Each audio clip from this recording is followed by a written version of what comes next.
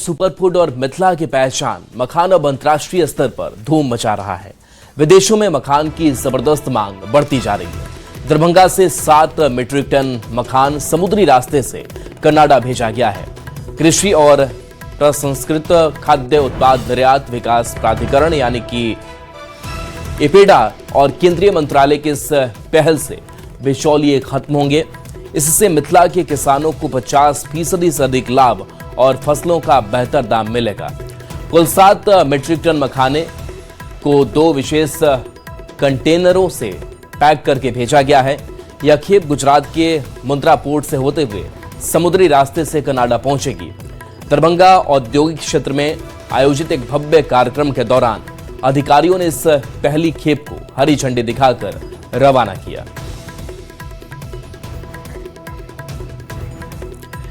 दरभंगा से 7 metric ton मखान Canada भेजे जाने को लेकर मुख्यमंत्री सम्राट चौधरी ने सोशल मीडिया एक्स पर पोस्ट किया है। सीएम ने लिखा है कि बिहार की समृद्धि अब वैश्विक बाजारों तक अपनी पहचान बना रही है। कनाडा को बिहार के 7 मीट्रिक टन मखाना का निर्यात राज्य के किसानों की मेहनत, हमारी कृषि क्षमता और स्थानीय उत्पादों की बढ़ती वैश्विक मांग का प्रमाण है। यह उपलब्धि बिहार को कृषि निर्यात के क्षेत्र में नई ऊंचाइयों तक ले जाने के साथ साथ लोकल से ग्लोबल की दिशा में एक और मजबूत कदम है। हमारा संकल्प है कि बिहार का स्थानीय उत्पाद वैश्विक बाजार में अपनी विशिष्ट पहचान बनाए और हमारे किसानों की समृद्धि का माध्यम बने। इधर केंद्रीय वाणिज्य मंत्री पीयूष गोयल ने भी बिहार से बड़े पैमाने पर मखान को कनाडा भेज जाने पर खुशी जताई है। पीयूष गोयल ने सोशल मीडिया एक्स पर लिखा है कि बिहार के किसानों के लिए एक और बड़ी उपलब्धि। इपेडा के प्रयासों से दरभंगा बिहार से पहली बार समुद्री मार्ग के माध्यम से 7 मीट्रिक टन फ्लेवर्ड मखाना का निर्यात कनाडा के लिए किया गया। वैश्विक बाजार तक पहुंच के इस प्रयास से जुड़े किसानों को 50% से अधिक बेहतर मूल्य प्राप्त हो रहा है। साथ ही बिहार के प्रीमियम मखाना की पहचान अब दुनिया भर के उपभोक्ताओं में हो रही है। तो देखिए, मखान को लेकर के अब लगातार जिस तरीके की उपलब्धि बढ़ती जा रही है, लोकल से ग्लोबल के दिशा में लगातार मखान आगे बढ़ रहा है और इस उपलब्धि को लेकर के सीएम सम्राट चौधरी से लेकर के पीयूष गोयल तक ने बताया कि किस तरीके से बिहार के मजदूरों के लिए और बिहार के लिए गर्व की बात है कि इसका निर्यात जो है वो कनाडा तक पहुंच रहा है और कैसे समुद्री रास्तों का इस्तेमाल कर ये समुद्र पार करता हुआ बिहार से मखाना विदेश की धरती पर भी पहुंचाएगा और ये अपनी ग्लोबल पहचान बनाएगा। तो जाहिर सी बात है कि बिहार के किसानों के लिए, बिहार सरकार के लिए, बिहार के लोगों के लिए एक बड़ी उपलब्धि से माना जाए। दिल्ली में जंतर मंतर प्रदर्शन और संसद मार्च के दौरान हुई हिंसा को लेकर पुलिसकर्मियों के परिजन सामने आए हैं। दिल्ली पुलिस और सुरक्षा बलों के परिवारों ने प्रेस कॉन्फ्रेंस कर अपना पक्ष रखा। पुलिसकर्मियों के परिजनों का आरोप है कि पूरे मामले में पुलिस के खिलाफ गलत नैरेटिव बनाया गया। एक जवान की बेटी ने बताया कि उनके पिता घायल हालत में घर लौटे थे और उनकी यूनिफॉर्म खून से लाल थी। वहीं की एएसआई की पत्नी ने कहा कि हिंसा के दौरान पुलिसकर्मियों पर पत्थर और हथियारों से हमला किया गया।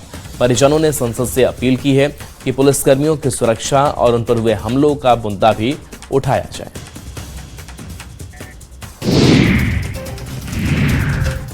पुलिसकर्मियों के परिवार की तरफ से कहा गया कि जब उनके पिता उस दिन ड्यूटी के बाद घर लौटे तो उनकी खाकी वर्दी खून से पूरी तरह लाल थी। उनके सिर और हाथों पर गंभीर चोटें थी।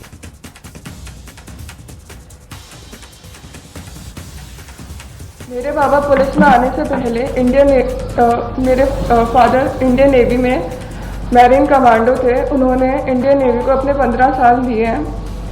My father was at main protest site. He was at the front line near the barricades, जहाँ पर बहुत सारा क्राउड था। मेरे पापा जब भी रात में घर आते थे तो वो बोलते थे कि अब ये प्रोटेस्ट स्टूडेंट प्रोटेस्ट नहीं लग रहा है, इसमें बहुत सारे एंटी सोशल एलिमेंट्स जुड़ चुके हैं। उसके अगले दिन ही 25 तारीख को my father was pulled bye a crowdy mob and he was almost lynched near the stage of Jantar Mantar. This happened on 25th and around 2 p.m. he was unconscious at the RML hospital for about 4 hours. रात को 10 बजे के करीब पापा के colleagues उन्हें घर लेके आए और उनकी यूनिफॉर्म पूरी खून से लाल थी।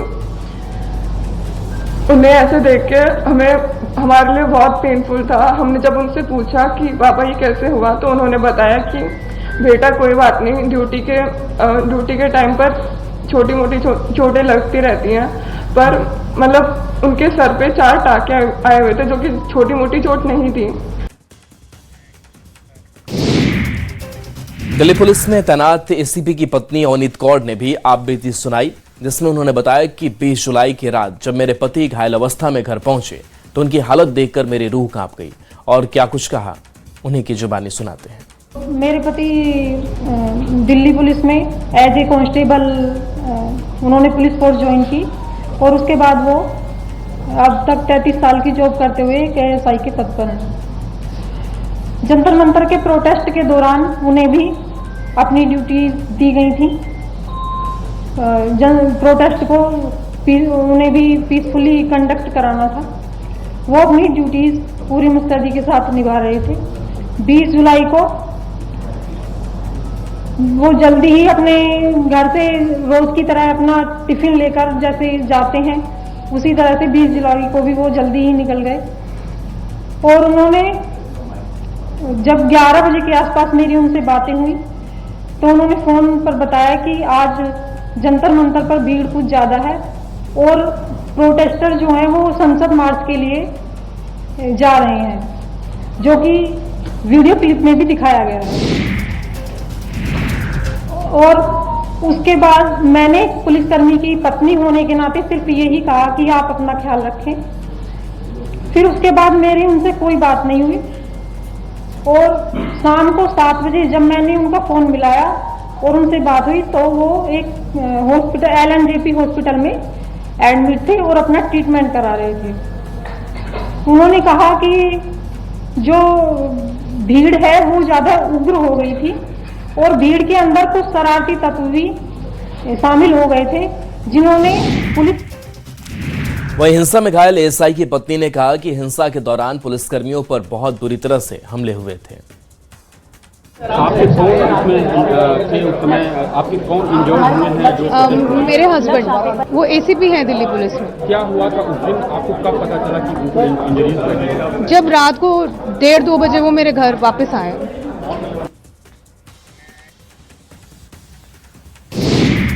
वहीं एक और घायल पुलिसकर्मी के बेटे लक्ष्य ने भी अपनी आप बीती सुनाई, जिसमें उन्होंने कहा कि लोग यह भूल जाते हैं कि एक पुलिस अधिकारी सिर्फ एक अकेला इंसान या वर्दी नहीं होता, उसके पीछे उसका एक परिवार होता है, उसकी पत्नी, छोटे बच्चे और बूढ़े माता पिता जो हर पल घर पर उसके सुरक्षित लौटने का इंतजार करते हैं।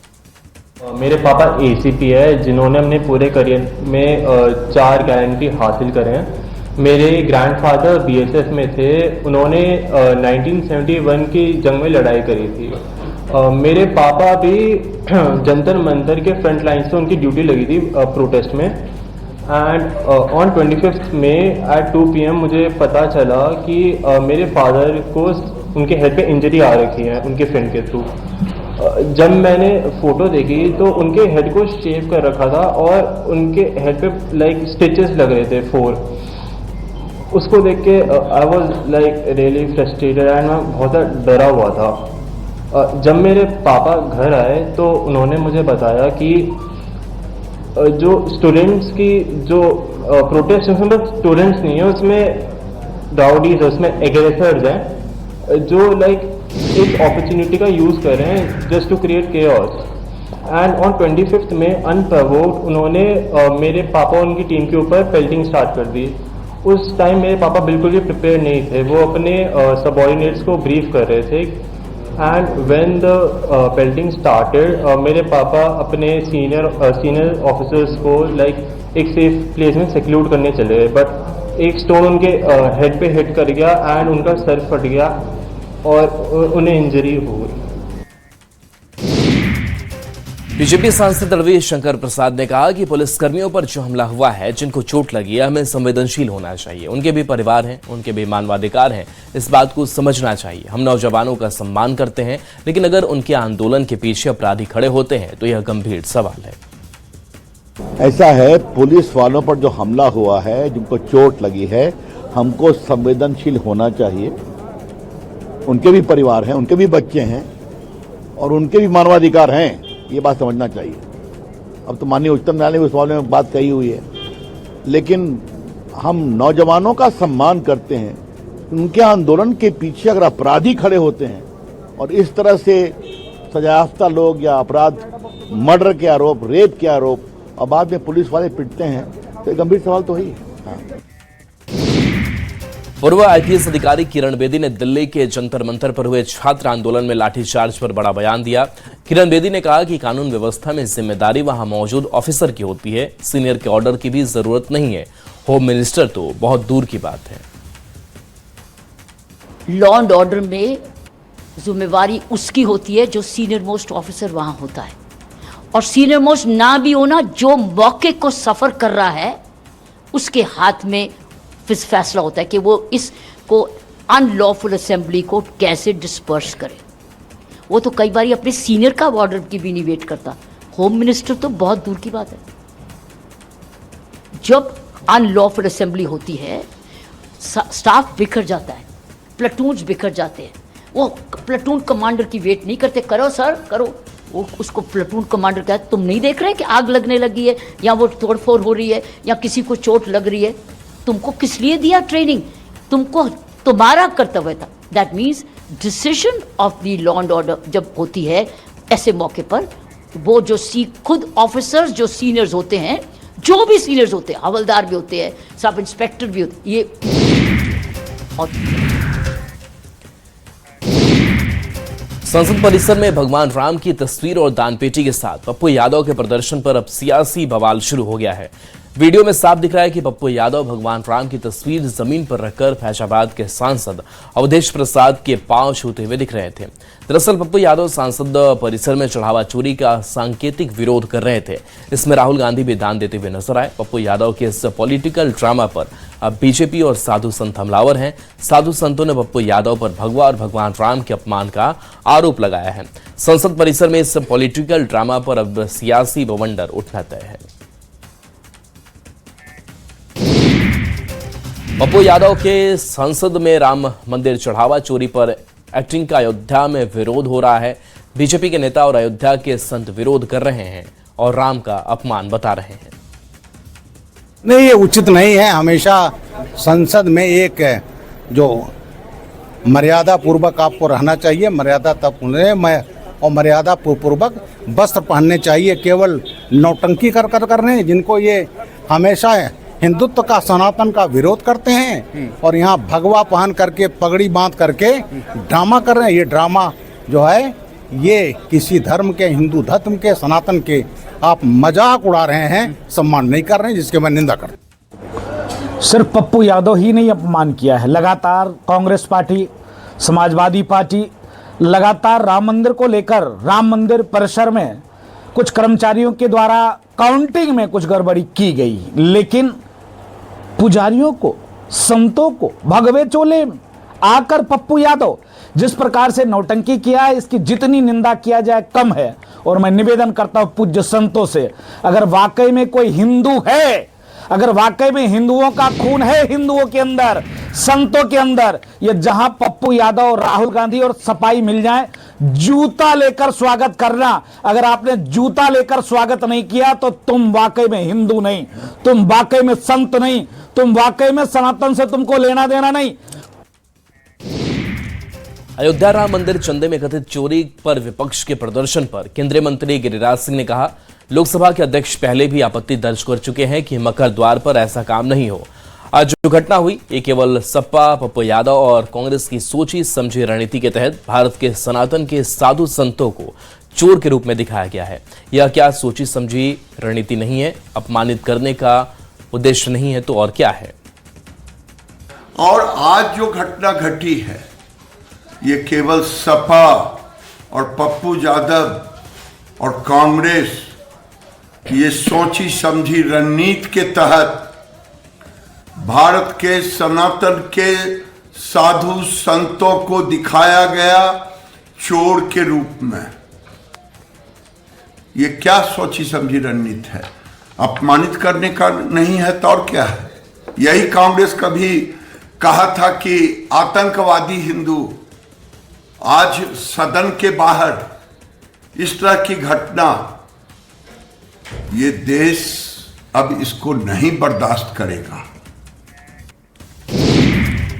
मौलाना जर्जिश का समर्थन किया था, उसने एक बार फिर से सारी हदें पार कर दी हैं। कृष्ण को 5 वक्त नमाजी बताने वाले मौलाना ने तकरीर में भगवान शिव पर अभद्र टिप्पणी की है। बिहार के कटिहार में 22 जुलाई को तकरीर में मौलाना ने शिव पर विवादित टिप्पणी की, जब वायरल हो रहा है। दुनिया बनाने वाला अलग है, उसको ब्रह्मा कहते हैं, पालने वाला अलग है, उसको विष्णु कहते हैं, मारने वाला अलग है, उसको शिव कहते हैं, शंकर। हमने कहा अच्छा एक बात बताइए पंडित जी, अगर ब्रह्मा जी ने शंकर जी का नहीं किया तो शिवलिंग की पूजा कैसे होती है? शिव जी शंकर जी, अरे शंकर जी के साथ था तो शंकर जी की पूजा करो ना, शंकर जी की पूजा क्यों करते हो?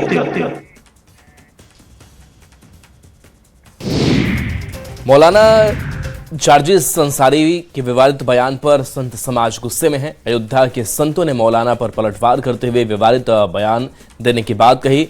परमहंस आचार्य ने मौलाना के जीभ काटने पर 50 लाख रुपए इनाम देने की घोषणा की, तो सीताराम दास ने मौलाना के सर्वनाश करने वाले को जीवन भर खाना पीना और पालने की जिम्मेदारी उठाने की बात कही है।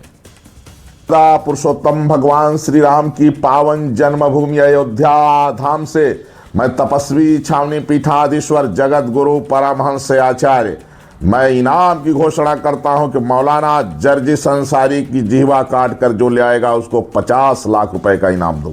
देखिए, जिस प्रकार से कट्टरपंथी इस कठमुल्ले जर्जिस ने लगातार हमारे सनातन धर्म, हमारे देवी देवता पे अभद्र टिप्पणी करते रहता है, मैं इसको चेतावनी देना चाहता हूँ। और मैं हिंदू जनमानस से यह निवेदन करूंगा कि इसका सरधर से जो अलग कर देगा, उसकी पूरी व्यवस्था, रहने खाने पीने, उसकी पूरी परिवार की व्यवस्था महंत सीताराम दास के तरफ से किया जाएगा और ऐसे जल्लादों को सरधर से अलग कर देना चाहिए। मैं लगातार यह हमारे सनातन देवी देवता पर अभद्र टिप्पणी करते रहता है, मैं सरकार से मांग करूंगा, क्या इसके लिए बुलडोजर नहीं है? ये लगातार हमारे देवी देवताओं के ऊपर जिस प्रकार से अभद्र टिप्पणी करके हमारे संपूर्ण हिंदू जनमानस के आस्था से खिलवाड़ करने का काम करता है। भरत तिवारी एनकाउंटर से जुड़ी खबर है, जहां एनकाउंटर के 45वें दिन बड़ी कार्रवाई की गई। भरत तिवारी पर गोली चलाने वाले एसटीएफ जवान अक्षय को गिरफ्तार किया गया। बता दें कि आरा के बिलौटी गांव में 17 जून को एनकाउंटर हुआ था, जिसमें भरत तिवारी को गोली लगी थी और इलाज के दौरान उसकी मौत हो गई थी। पुलिस ने जिस तरह से एनकाउंटर किया था उसको लेकर बहुत सवाल उठे थे, जिसके बाद मुख्यमंत्री ने इसे गंभीरता से लिया था और न्यायिक जांच के लिए एक कमेटी भी बना दी गई थी, जिसका नेतृत्व पटना हाईकोर्ट के रिटायर्ड जज विनोद सिन्हा कर रहे हैं। अभी 24 जुलाई को ही भरत तिवारी का पूरा परिवार पटना में मुख्यमंत्री सम्राट चौधरी से मिला था और इंसाफ को लेकर सीएम पर भरोसा जताया था। भरत तिवारी एनकाउंटर में आरोपी एसटीएफ जवान अक्षय कुमार को गिरफ्तार कर लिया गया है, जिसके बाद भरत के परिवार ने इंसाफ मिलने की उम्मीद जताई है। भरत तिवारी के भाई और मां ने कहा है कि गिरफ्तार अक्षय कुमार ने ही 17 जून को पहली गोली मारी थी, जिसके बाद दूसरे कई पुलिसकर्मियों ने गोली चलाई थी और 5 गोली लगने से भरत की मौत हो गई थी। अब भरत का परिवार सभी आरोपी को फांसी की सजा देने की मांग कर रहा है। साथ ही भरत के परिवार ने कहा कि मुख्यमंत्री सम्राट चौधरी से मुलाकात के बाद ही कार्रवाई हुई है और अब उन्हें इस मामले में इंसाफ की और ज्यादा उम्मीद जगी है। अक्षय कुमार पहला गोली उहे मरले बा, अक्षय कुमार। ओकरा बाद डीएसपी दूसरका गोली मरले बा, ओकरा बाद ई मलकार मरले बड़न गोली, तीसरा गोली और 5 गो का गोली मारा रहे।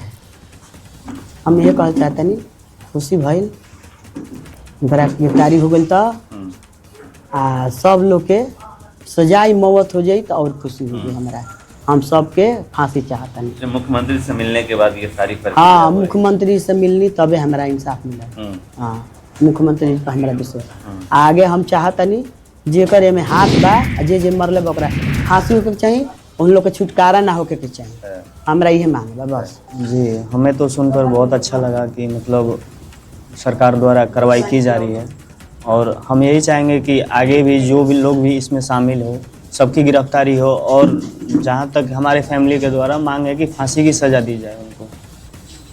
हम यही चाहते हैं कि बस जो भी है इसमें सबकी फांसी हो।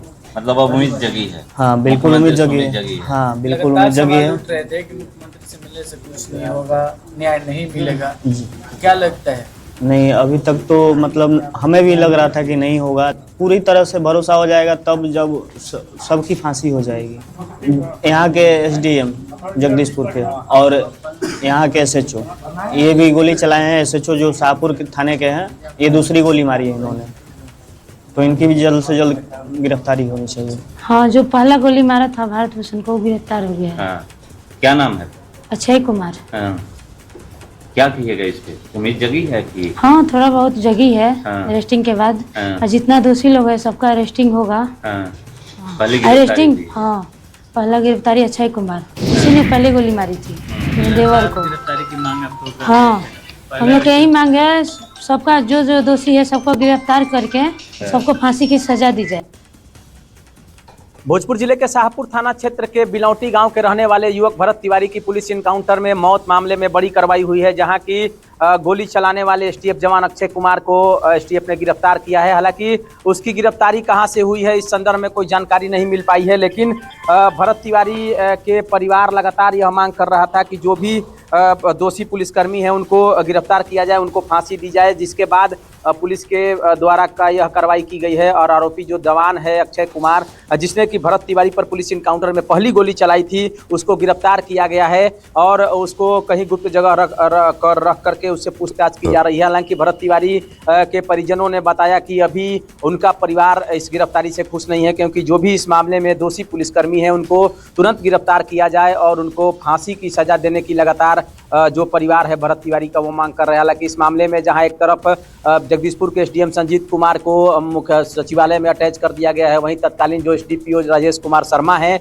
उनको भी पुलिस मुख्यालय में क्लोज कर दिया गया। इसके अलावा शाहपुर के तत्कालीन थाना प्रभारी समेत कई पुलिसकर्मियों को निलंबित किया गया है। वहीं इस मामले में सरकार के द्वारा न्यायिक जांच कमेटी गठित की गई थी, उसमें भी यह कार्रवाई चल रही है। लेकिन एसटीएफ के जवान की गिरफ्तारी इस बड़ी अहम कामयाबी मानी जा रही है इस भरत तिवारी प्रकरण मामले को लेकर के, क्योंकि उससे अहम सुराग मिल सकते हैं। और जिस तरह से लगातार भरत को पुलिस इनकाउंटर में 5 गोलियां मारी गई थी, उसके बाद उसकी मौत हो गई थी और उसको लेकर के लगातार प्रदर्शन किया जा रहा था और अभी भी लगातार भरत तिवारी के परिजनों को और भरत तिवारी को न्याय दिलाने की मांग चल रही है। वहीं एसटीएफ जवान अक्षय कुमार की गिरफ्तारी के बाद एक इस मामले में नया अहम मोड़ सामने आया है और अब देखने वाली बात यह होगी कि अब पुलिस इस मामले में आगे की कार्रवाई क्या करती है। चंदन कुमार, न्यूज़ 18 भोजपुर।